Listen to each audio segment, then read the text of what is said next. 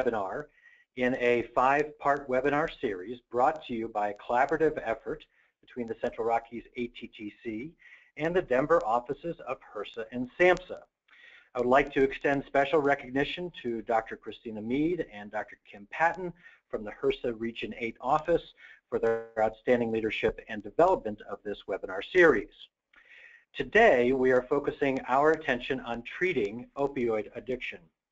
We know that many of our patients struggle with addiction, whether it be to tobacco, alcohol, marijuana, or heroin, and we either know or suspect that some of our patients misuse their prescription medications. Drug overdose deaths have risen steadily over the past 2 decades and have become the leading cause of injury-related death in the United States. Specifically, prescription drugs, especially opioid analgesics, used to treat both acute and chronic pain, have been increasingly implicated in the rise of drug overdose deaths. From 1999 to 2013, the rate of drug poisoning deaths involving opioid analgesics nearly quadrupled. Likewise, deaths related to heroin have also increased sharply since 2010, with a 39% jump between 2012 and 2013. In addition, the demand for addiction treatment has increased. According to a study conducted by the FDA, CDC, and SAMHSA, the rate of opioid abuse significantly and increasingly exceeded treatment capacity each year from 2003 to 2012. We know that addiction treatment works. Like other chronic diseases, a patient's addiction to alcohol, illicit drugs, and prescription medications can be treated and managed successfully, and patients do recover. The etiology of addiction is complex. Its impact on a patient's physical health, employment, and social family connections is significant. And treatment requires an unconditional, multidisciplinary approach to screening, immediate intervention, and treatment by addiction specialists. Successful addictions treatment requires a chronic disease management approach involving evidence-based therapy, continual evaluation, and treatment modification when necessary. This is the same approach we take for patients with chronic asthma and hypertension. And when a patient's symptoms reoccur, it's not a treatment failure. Rather, it's a clear indication that a particular type of treatment is not working and a treatment modification is necessary. The rate of the symptom relapse for patients in addiction treatment is no different than the rate of symptom relapse for patients in the treatment of diabetes, asthma, and hypertension. Over the past year, the Department of Health and Human Services has kicked off several initiatives targeted at opioid addiction and prescription drug misuse. This past July, Health and Human Services Secretary Burwell announced $133 million in new funding available to states and community-based programs across the nation to improve and expand the delivery of substance use disorder treatment services, with a specific focus on medication-assisted treatment for opioid addiction. Within this initiative, SAMHSA has awarded $33 million to 11 states to increase treatment capacity for opioid addiction. HRSA is launching a $100 million investment in community health centers to expand medication-assisted treatment and access to specialty addiction treatment. Medication-assisted treatment, also known as MAT, which you will hear more about today, is an evidence-based comprehensive addiction treatment approach that combines the use of medication with counseling and behavioral therapies. CMS is also offering state Medicaid programs and new opportunities to receive federal funding through a demonstration project that reimburses for substance use disorder treatment services. This will help states implement innovative Medicaid treatment and payment models, as well as developing effective care coordination models to better connect those with substance use disorders to providers. Finally, there are a number of national, regional, and local resources available to all of you concerning addiction treatment and what you learn about today. And many of these resources are right in your backyard. You can locate addiction treatment specialists across the country just by checking the SAMHSA Behavioral Health Treatment Locator at www.samhsa.gov or contacting your state agency in charge of substance abuse. If you're in Colorado, you can also check out the linkingcare.org website, which is www.linkingcare.org. SAMHSA has a host of other free resources which you can also get at our website. We have a partnership with the Boston University School of Medicine that offers free online courses in prescribing opioids for prescription and pain meds. We have free physician mentoring and clinical support that is through the Physician Clinical Support System for opioids, as well as a separate one, which is the Physician Clinical Support System for buprenorphine, both of which are in collaboration with the University of San Francisco. SAMHSA has also published treatment improvement protocols, also known as TIPS, on addiction treatment and the integration of primary care and addiction treatment. SAMHSA has a opioid brief guide for primary care physicians on how to use FDA-approved medications for the treatment of opioid addiction in a medical office, as well as SAMHSA has published the Opioid Overdose Toolkit, which will actually be reviewed on our final webinar next Wednesday. SAMHSA also has a network of national regional technical assistance centers known as ATTCs, whose purpose is to support the healthcare workforce. And you actually have the University of Utah Central Rockies Addiction Technology Transfer Center. That is a mouthful, but they're here on today's call. We'll be updating much of what they do. And then finally, HRSA and SAMHSA co-fund the Center for Integrated Health Solutions, whose purpose is to provide resources in TA pertaining to the integration of primary and behavioral health care across our country. So rather than having me ramble on, I want to turn over today's webinar to our three fantastic speakers and key experts in the field of addiction treatment. First, we'll hear from Art Skutt, President and Chief Executive Officer at Arapahoe House, a comprehensive behavioral health care facility and national leader in addiction treatment. And Art will be talking about treating opioid addiction and models of addiction treatment and recovery. Then we'll hear from Dr. Charles Park, an addiction psychiatrist and medical director for Aherent Health Services, as well as senior instructor at the Department of Psychiatry for the University of Colorado School of Medicine. And he'll be talking about treating addiction with medication and becoming a buprenorphine and Suboxone provider. And then finally, we will have Dr. Jason Burrows-Sanchez, assistant professor in clinical counseling psychology at the University of Utah and principal investigator for the Central Rockies ATTC, who will be highlighting resources that support primary care and specialty addiction care providers in the interdisciplinary treatment of addictions. So at this point, I'm going to hand off the presentation to Art Skutt. Art, you're up. Thank you, Charlie. I'm going to briefly skim over a number of areas related to the delivery of treatment services to folks with opioid addiction. And I want to start by briefly looking at the nature of addiction. In essence, substance use conditions and disorders are complex and affect brain function and behavior. They do it in a variety of different ways. I think about addiction as addictions, and no matter what the drug, there tend to be multiple forms of that. I often think about it as similar to cancer, where people often talk about having cancer, but clearly there are many different kinds of cancers.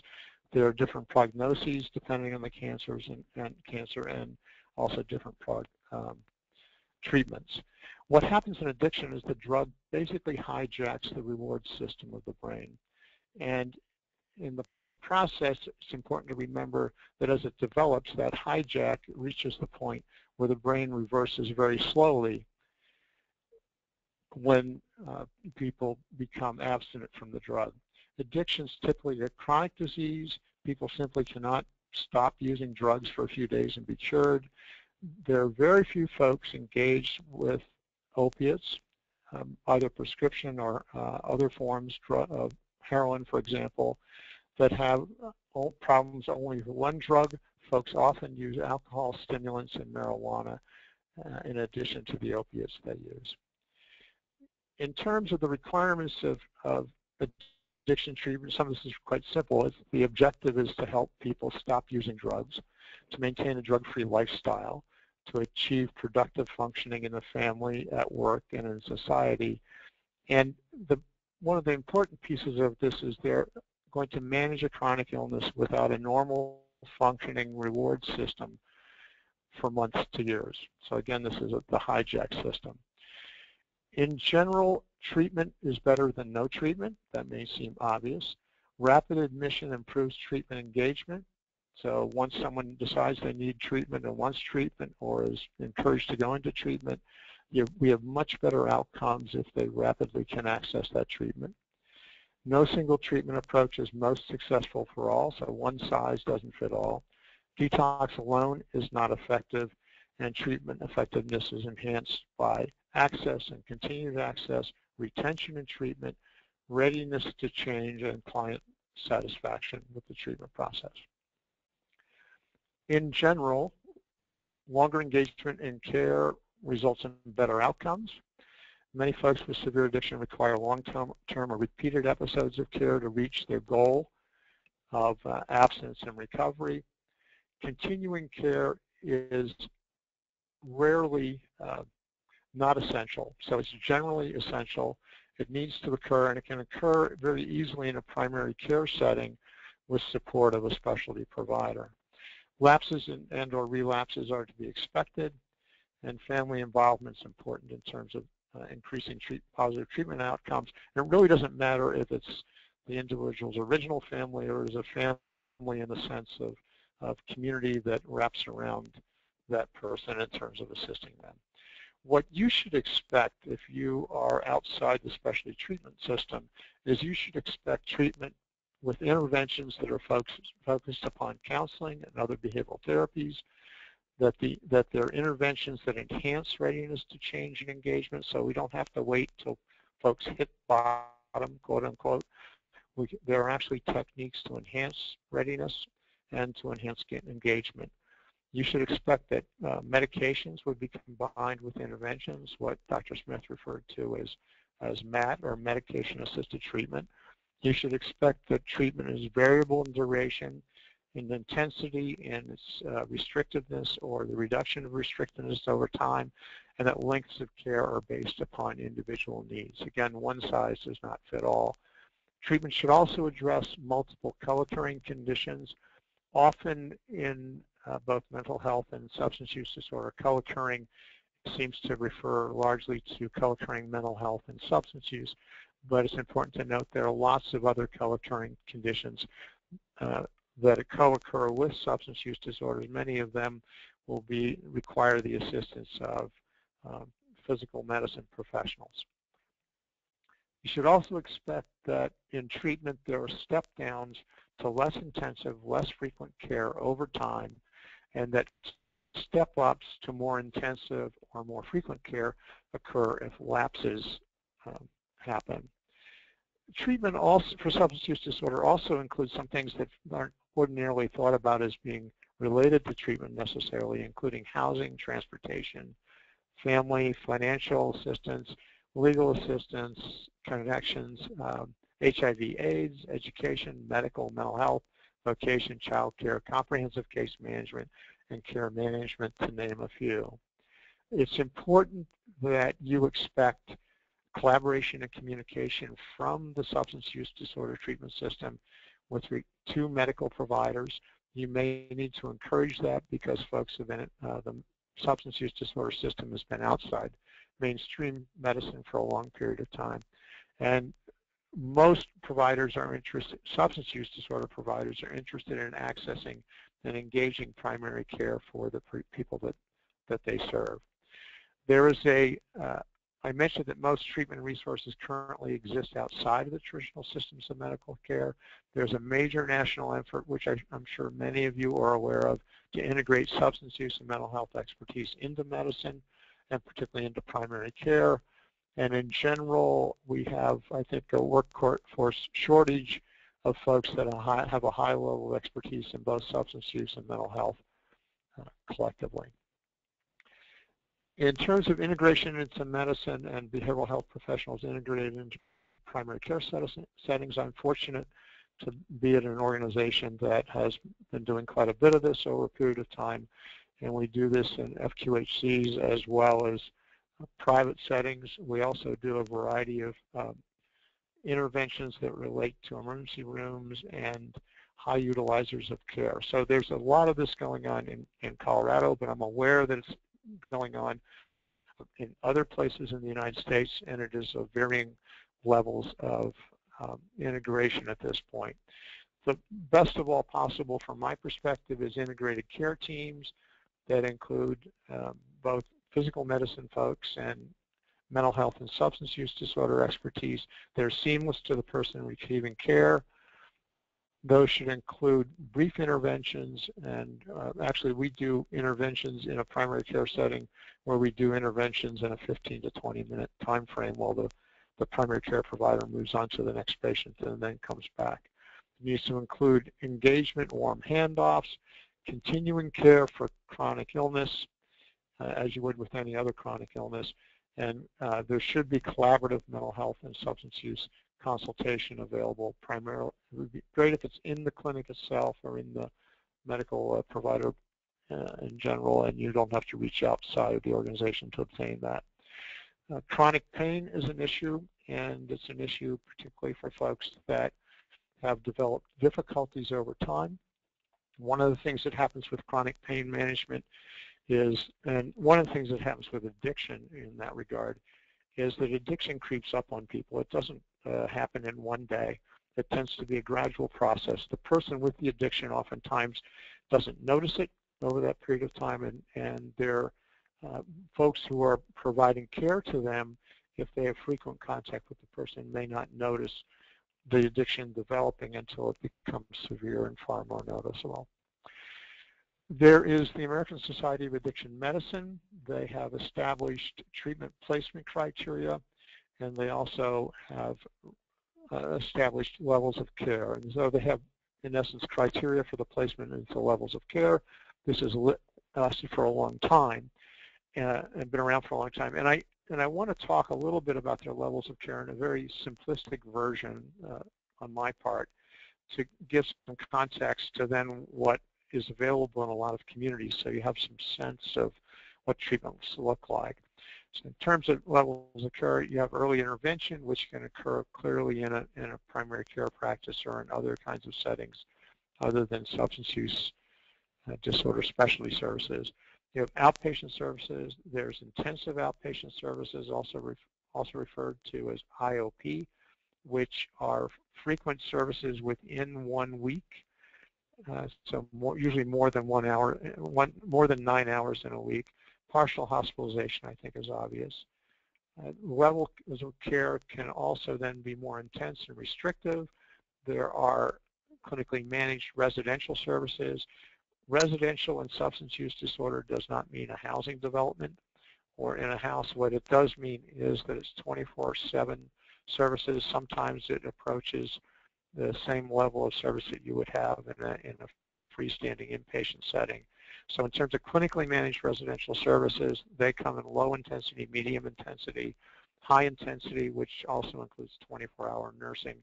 You move above that then to medically monitored intensive inpatient services, which can occur outside or inside a hospital, and then medically managed intensive inpatient services, which invariably are in a hospital setting.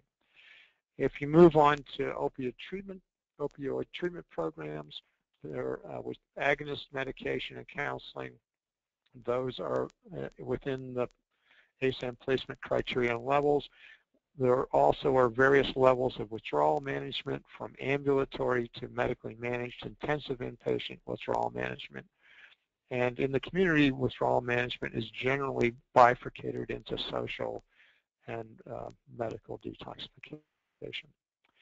So in most communities, you would have a range of services, and it pretty much depends on where you're located or how rural your location, in terms of the variety and depth and breadth of services that are available. Detoxification, medical detoxification, generally addresses severe unstable withdrawal. It's medically managed or medically monitored in terms of services that are provided. social detoxification, which usually is not in a medical setting and often doesn't have medical staff on site, is minimal to moderate severe withdrawal with access to physician and nursing consultation. It may involve the use of some withdrawal medication on an interim basis, particularly for people who come out of an emergency room and don't need immediate access to hospital-based detoxification. Below that, then, we have acute care, which is below that in terms of intensity, hospital inpatient and non-hospital freestanding residential. Subacute 24-hour residential treatment is usually focused on stabilizing folks, addressing imminent danger. There may be civil committals who have an alcohol or drug problem in that setting, and then they prepare patients for outpatient treatment. We also have, in many locations, transitional residential treatment, sometimes called halfway house, but it's halfway house with treatment in the setting. It's live-in, usually transitions to work out in the community, and so it's a transition from a restricted level of care into the community. Partial hospitalization or day treatment is just what it sounds like. It's that, but not living in the facility. And then we have intensive outpatient or IOP, which generally is 9 hours a week, includes groups and also individual services. And those services are usually spread over the week so that you have time between doses of treatment.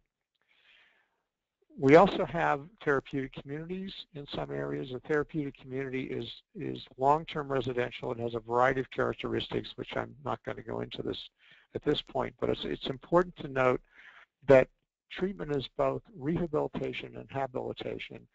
And in order to engage in rehabilitation, the presumption is that you've performed well, you have a drug problem, you've deteriorated in your function to a point where you need to be brought back to the level at which you used to function. So we're doing rehabilitation. There's a segment of the population, and particularly in the drug-using population, that never really functioned well to begin with. It tends to be folks with early onset in the range of 11, 12, 13 years old and into teens, who really need to be in a habilitation program. And many respects of therapeutic communities are, in fact, habilitation in nature. And then we have regular outpatient and then specific continuing care for substance use disorders. In terms of medication-assisted treatment specific to opioid addiction, there are several FDA-approved opioid antagonist medications that are available for use, both in terms of treatments, and I know that Dr. Park later is going to talk about buprenorphine. And then there's also FDA-approved antagonist medication. This is naltrexone, which is both an oral medication and an extended use monthly injection, which is being found very effective in terms of assisting in preventing relapse. And then some of the substance use care system provides alcohol and drug-free housing, and environmental issues are an issue in terms of recovery from opiate addiction that we need to deal with. There are, let me go back one. There are special populations that require special services: pregnant and postpartum women, women with dependent children. If folks are using IV, you also need to address that. There are complex medical needs that many folks have that co-occur, and there's also tends to be high utilization of a variety of medical services, and then deaf and hard of hearing have to have assistance. I want to talk broadly about recovery supports. Recovery supports tend to be in formal treatment programs, but they also tend to be outside of them in the community, and they're an important aspect that can support care as people are engaging in continuing care. In general, there are recovery-oriented systems of care. Those systems of care are individualized, comprehensive, stage-appropriate in terms of the point in recovery, and flexible to support recovery across the lifespan at any point in the recovery process. They promote continual participation, remotivation, and re-engagement. In the community, too far ahead. In the community, we have recovery supports. You're probably most acquainted with mutual assistance groups like Alcoholics Anonymous, NA, Narcotics Anonymous, Al-Anon for family members and other significant others. There are other recovery-oriented systems in terms of advocates for recovery, peer mentors, recovery coaches. There's an emphasis now on wellness. And for example, there's an organization in metropolitan Denver, but it's also has begun to spread across the United States called Phoenix Multisport. And basically it's wellness oriented in terms of assisting people in recovery, being a physically active community, focused on their recovery and their choice of living a sober life. So it's a wellness approach. We also have Oxford houses, which are a model of peer-operated sober housing, totally operated by the people who are in recovery. And there are other versions of that that are not specifically connected to Oxford House. So in terms of recovery supports, recovery is a process of change that permits an individual to make healthy choices, improve the quality of their lives, that is self-directed, strength-based, and empowering, and it's the person engaged in a holistic process of healing and redefinition of their lives for themselves. It's supported by peers and allies. It's responsive to cultural experience and personal beliefs, and it involves joining and rebuilding a life in the community, or if it's rehabilitation, it's rejoining and rebuilding, and that comes from the National Summit on Recovery. One of the, just to close, really chronic and persistent illnesses require management by the person with the illness. This is very true in terms of substance use disorders, including those related to opiate addiction. And in essence, successful self-illness management equals recovery. Thanks.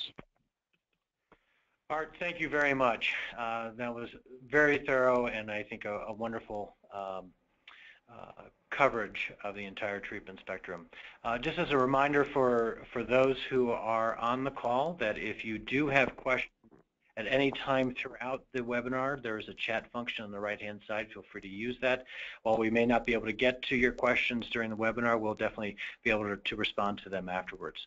So at this point, I'd like to turn over the presentation to Dr. Charles Park. Oh, hi there. My name is Dr. Charles Park. I'm a senior instructor at the University of Colorado Health Sciences Center at the Anschutz campus.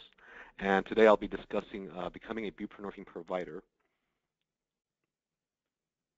I do have some conflicts of interest. I am a speaker. I'm part of the speaker bureau for Indivior, which is the manufacturer for Suboxone, and I am the owner of Arahant Health Services, which is a comprehensive treatment service that we offer in Denver. We offer a wide range of treatment options for people with substance use disorders and co-occurring conditions. I thought what we could do is start off with some epidemiology. Learning objectives. The objectives are to understand the Drug Addiction Treatment Act of 2000, also called Data 2000, understand data qualifying training requirements, and to understand the drug enforcement, the DEA's requirements as to who can prescribe buprenorphine. So buprenorphine is a drug that's been around since, I believe, 1982. It was originally introduced as a pain medication and was frequently given to women who are pregnant or maybe postpartum pregnancy. So it was originally introduced under those conditions, but then it was later changed and formulated into a drug, a Schedule III drug that's available for treatment of substance use disorders. So some epidemiology around the current epidemic of opiates is that systematic studies estimate that 15.6 million illicit opiate users are present in the world. Opiates are the main drug of abuse in Asia, Europe, and it's estimated that globally the consumption of opiates as a class of drugs is increasing. The prevalence of prescription opiate dependence and abuse in the United States is estimated to be about 2.1 million persons. And in the U.S., prescription opiate drugs are only second to marijuana as the drug of first abuse. Just to give you some additional statistics, and I found these statistics interesting as I give talks like this in different settings. The United States consumes 83% of the global supply of oxycodone and 99% of the hydrocodone supply in the world, despite the fact that the U.S. population is only 4.6% of the world's population. In 2010, we as providers have prescribed enough opiates we have prescribed and sold enough prescription opiates to medicate every American adult with the equivalent of 5 milligrams of hydrocodone every 4 hours for a month. So these drugs have really taken off, and how we got into the situation of this drug epidemic is kind of interesting as well too. That so in the 1980s, up until the 1980s, physicians predominantly prescribed opiates just for severe cancer, but not for chronic pain. Then there were several studies in the 1980s and 90s that predicted that opiate prescriptions could be safe for a certain group of patients with certain forms of chronic pain. There was then a brief correspondence in the New England Journal of Medicine in the 1980s, as well as a retrospective study in 1986 describing 38 patients and their chronic pain, and how them being prescribed opiates for chronic pain actually helped them. There was then this movement to look at pain as the fifth vital sign, and that in conjunction with several drug companies releasing long-acting formulations of medications increased the amount of opiates being prescribed for chronic pain. There was also a movement in the American Pain Society in 1995 to document the pain as the fifth vital sign. So these factors all came together to create the current epidemic of opiate prescriptions that we're seeing now. I'm trying to advance this, sorry. Accidental drug overdoses have surpassed traffic-related accidents in 20 states since 2007. One study estimated that the United States annually prescribes, one study estimates that the United States annually prescription drug abuse accounts for $25 billion in healthcare costs, $25.6 billion in lost workplace revenue, and $5 billion for the criminal justice system. So this is clearly an epidemic that is causing a lot of problems. I find it interesting as well too, because when I trained in addiction psychiatry, I actually struggled with understanding how best to treat patients with opiate use disorders. I did a year fellowship in addiction psychiatry, and what that year taught me was how much I didn't know.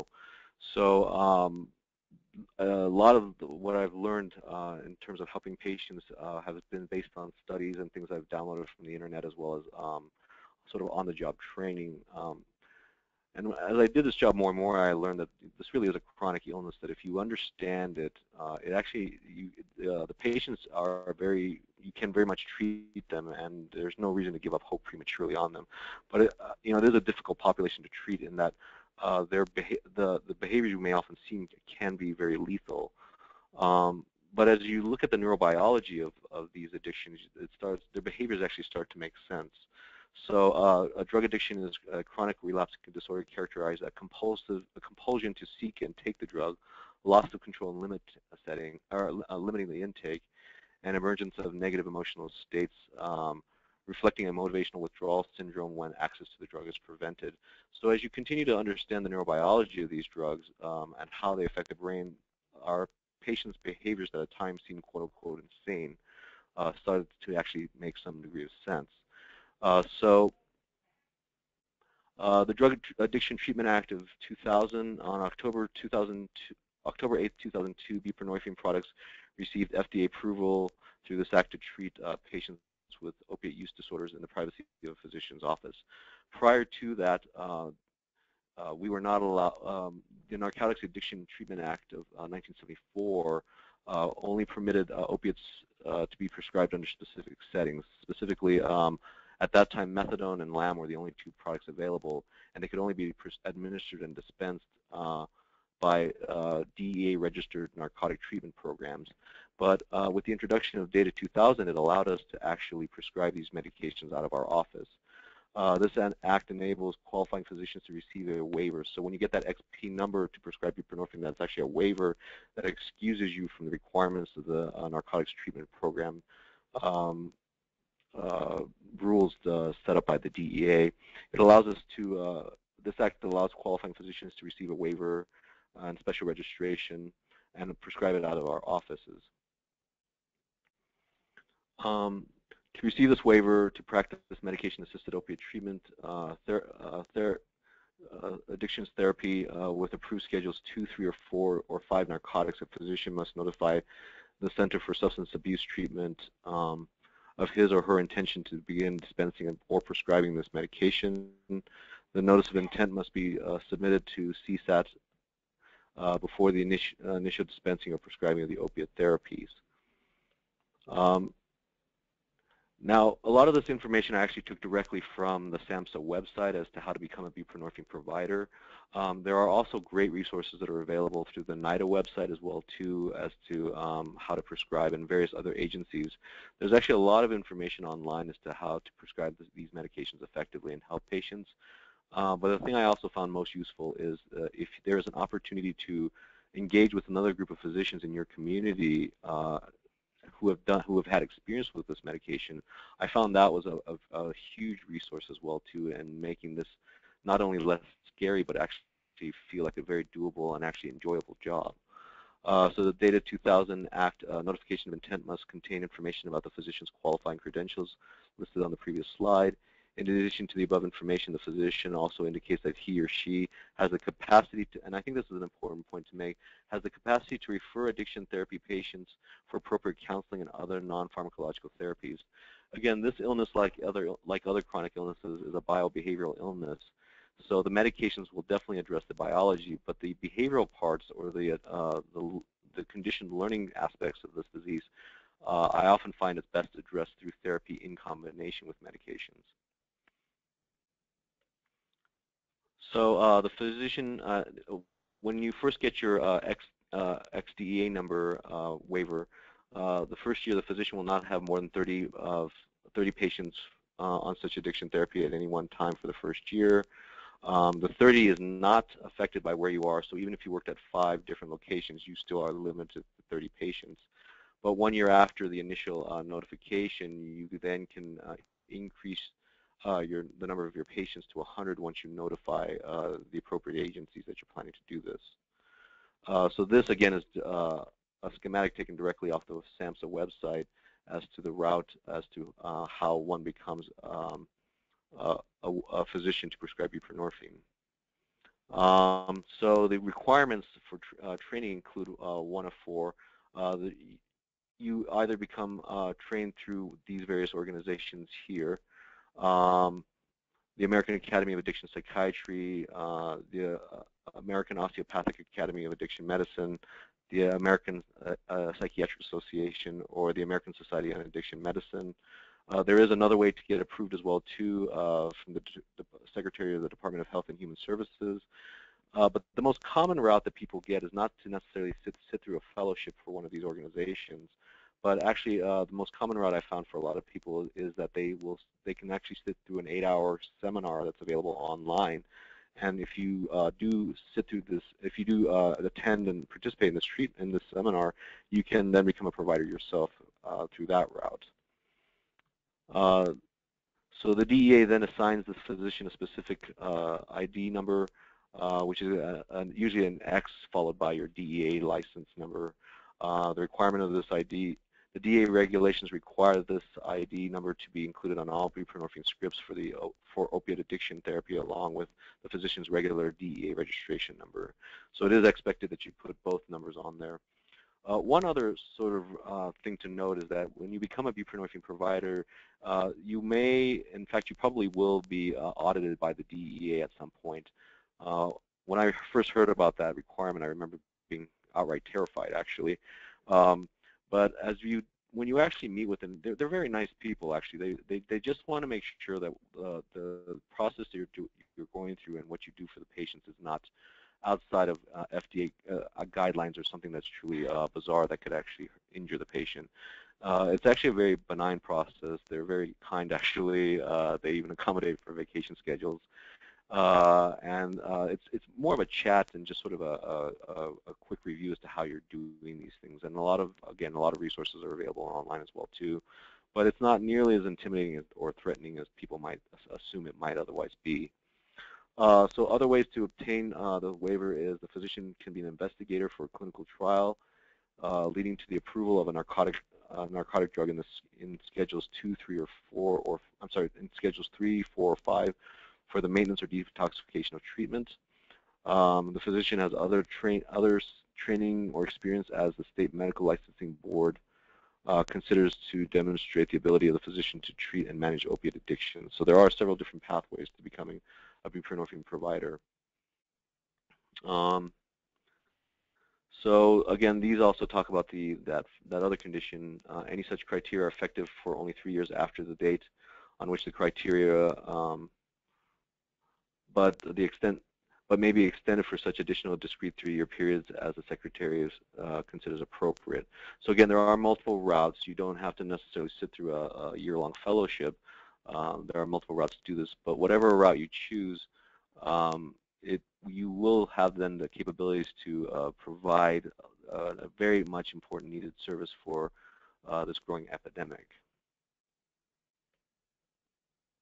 So that's pretty much all I have. And again, a lot of this was taken directly from the SAMHSA website. I did also list several other resources that I found useful in starting to understand the neurobiology of addictions.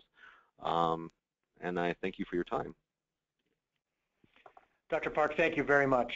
I thought that was very thorough and insightful. One of the pieces I would like to draw the audience, their attention to, is that in each state there is a state opioid treatment authority, otherwise known as a SOTA.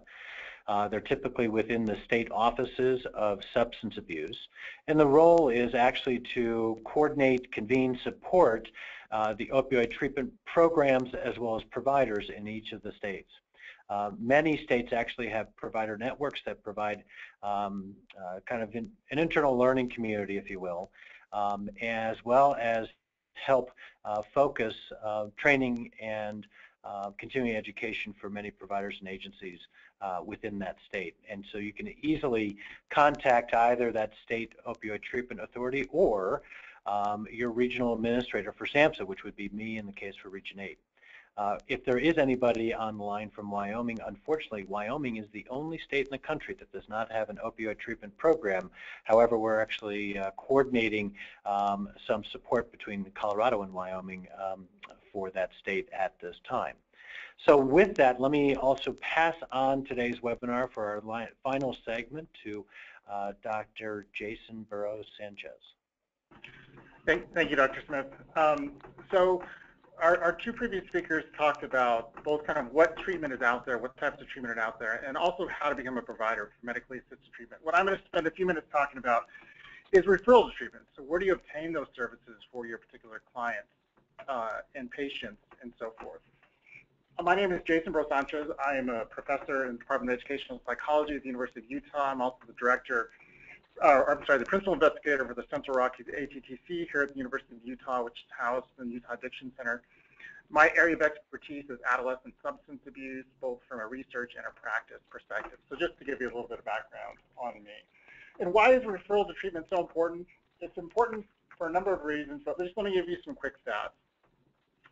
In 2013, SAMHSA stats that I took from one of the SAMHSA websites indicated that about 4.1 million people in our country ages 12 and older received substance abuse treatment.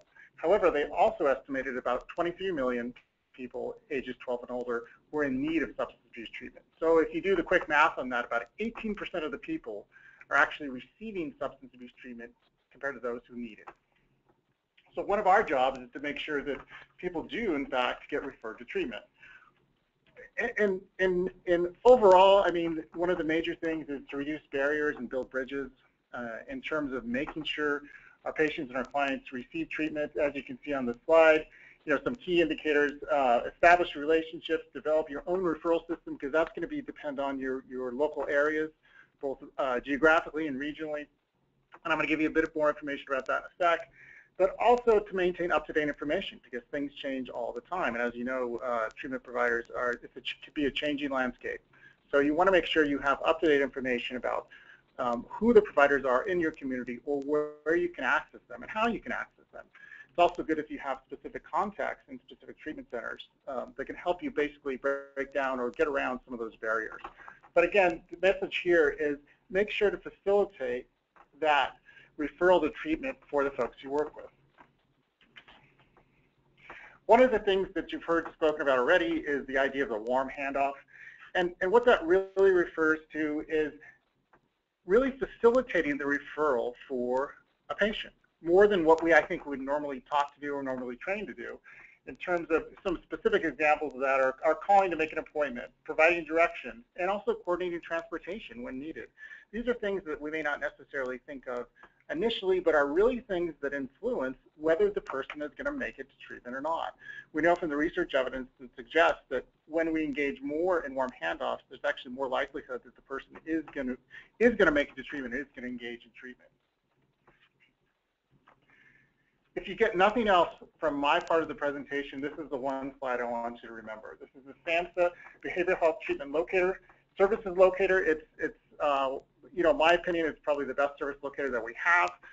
It's really easy to use. I was on it earlier before the presentation, just so I could be familiar with it because things change all the time. You can easily just pop in your zip code and it'll pull up various treatment centers across the board, but also you can see that you can find both public and private, and also you can specify your search options by a number of things in terms of type of care, service setting, payments, specialty programs, and so forth.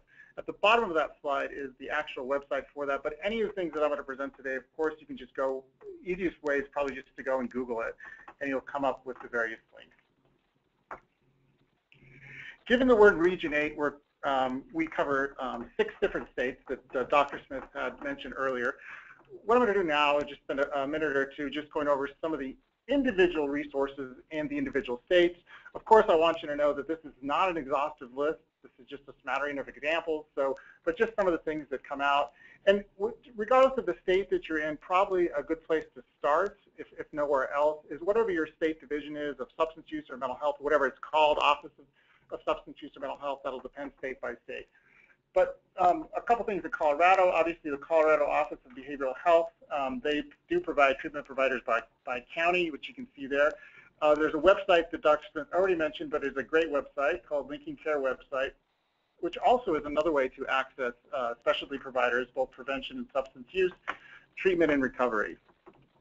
Montana, the one below, you can also see through their Department of Public Health and Human Services, has a listing of chemical dependency state-approved programs, which you can access. North Dakota provides licensed addiction treatment professionals. This one in particular is in a PDF format, so it's something you could download on your computer if that's easier, because sometimes you may not always have internet access. South Dakota, Department of Social Services, and also another website that I found is called the Youth and Family Services, which is based in Rapid City, but actually they cover a wider territory than that. And they're also a nonprofit. They also link to another website called addiction.org, which is another large locating service for treatment across the U.S., which is a national site. Utah, which where we're located, the Department of Substance Use and Mental Health. We do have providers by county, which you can look up. Also, the next one down, which is the next two actually kind of the medically assisted treatments. One is for methadone, and the last one there actually for buprenorphine is actually from a SAMHSA, so that's a national website. I just stuck it into this one now. Wyoming Department of Health, as you can see, they do list treatment providers and types of services available. Also, one interesting thing here, the next one, the middle one, is the treatment providers operating a sliding scale and accept Medicaid and insurance payments. So, you know, each state will have a little different variation on how they list their providers and so forth. So, you know, just to be aware of that. There's also a resource for veterans as well, which there are in many states, but I just wanted to point that one in particular for Wyoming. So I'm gonna jump a little bit to one of the questions we get is for those folks who don't live in highly populated areas or maybe don't live in major urban areas, is maybe we don't have those specialty services in the places that we live. So what do we do then?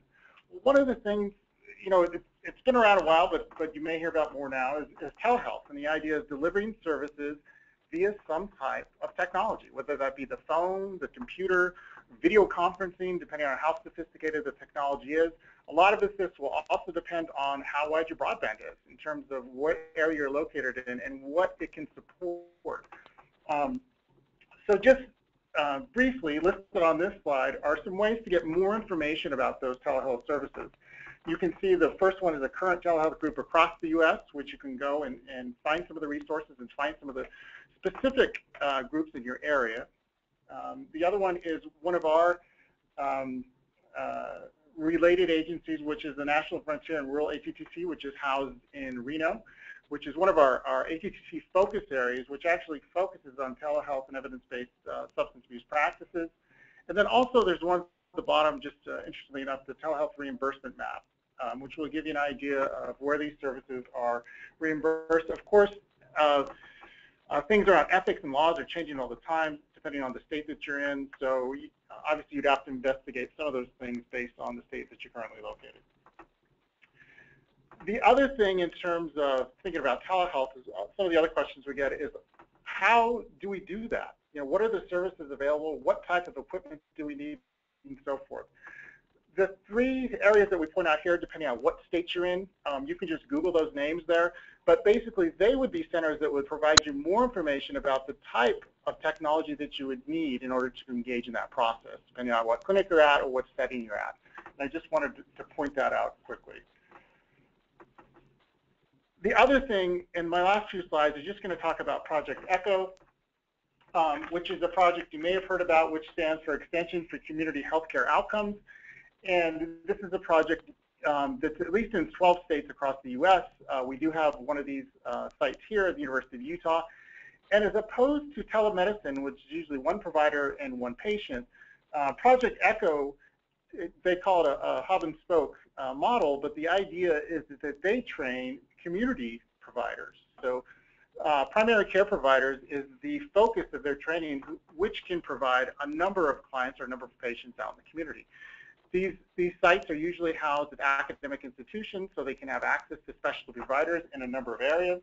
And on the next slide, you can see kind of a mission. I put that down, but also just an example of some of the services provided here at the University of Utah site, because that's the one we're most familiar with in terms of behavioral health, chronic pain, headache, genetic counseling, et cetera, et cetera.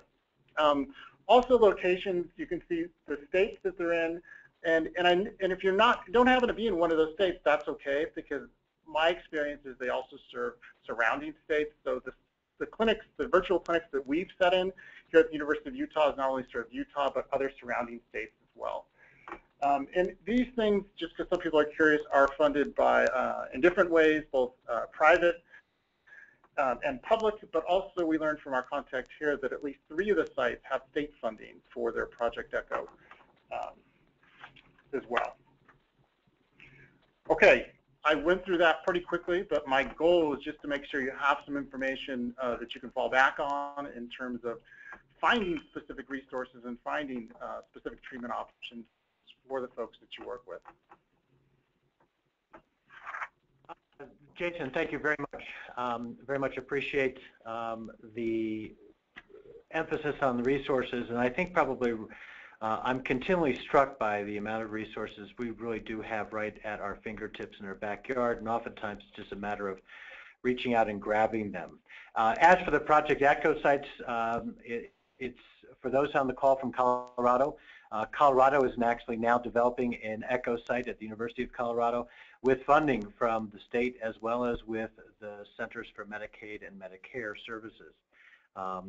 Again, these ECHO sites are beginning to blossom, and we advise all of you who are on the phone call to take advantage of them for that clinical support and clinical case management services. So at this point, this concludes our webinar today. A couple kind of closing points I want to make is that we have our last webinar coming up next Wednesday. So this is the 5th webinar in our 5-part series. The focus will be on opioid overdose interventions as well as drug disposal strategies. And we'll be talking about risk avoidance strategies and resources to address opioid overdose, which is specifically important for all of our healthcare environments and how best to provide those life-saving medications, as well as to examine ways in which we can advance opioid prevention efforts, particularly through drug disposal programs, and really getting those unused medicines out of our medicine cabinets and off the streets, and really promoting the importance of drug take-back events, patient information, patient education, and proper disposal so we do not injure our environments. So that is next Wednesday, August 19th, same time, 11:30 to 12:30 Mountain Time, 12:30 to 1:30 Central Time, and we do look forward to having you join us. Finally, I want to kind of remind individuals that actually in the handout box on the screen, there is information about how you can access the continuing education units, which are being offered through the CDC. On the handout section, you can actually find specific instructions, but if you do not have access or forget to gain access to that, you can actually go directly to the CDC website and actually toggle for CEUs. There is a verification code for today's webinar. The verification code is 98614. Again, the CDC CEU verification code for today's webinar is 98614. So at this point, I want to extend a final thank you for all of you joining us. If you do have questions that you would like to address with us, feel free to add those in the message box below. And at this point, I'll hand it back over to the ATTC to make any type of final comments. Thank you. Thank you for joining us on today's webinar. Please join us next week for the last learning series in this, the last webinar in this learning series. And this concludes today's webinar.